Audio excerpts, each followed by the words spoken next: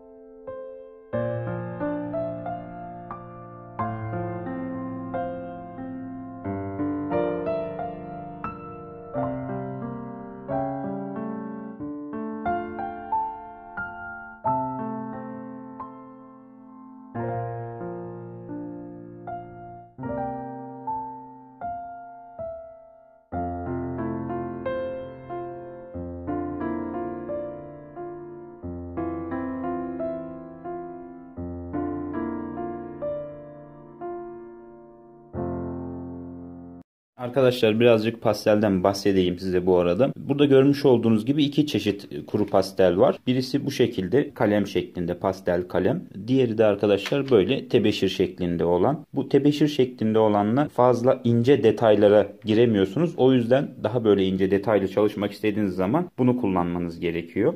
Ben Derwent marka ve Rembrandt marka kalemler kullanıyorum. Yani şunlar Derwent. Diğer şu kalemler ise Rembrandt marka. Gayet güzel, memnunum. Bir de kağıt üzerinde görelim. Bu şekilde beyaz renkli örnek göstereyim. Bakın şu an bu kalem olan pastel. Bu pasteli çalışırken de arkadaşlar mümkün olduğunca dokulu kağıt üzerine çalışırsanız daha iyi emiyor. Ben Canson marka dokulu kağıt kullanıyorum. Bakın kalem de bu şekilde.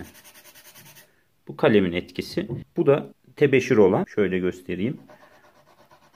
Gördünüz mü? Daha yoğun ve daha geniş alanı daha kısa sürede bununla yapabiliyorsunuz. Pasteli nasıl dağıtıyoruz? Çok kolay.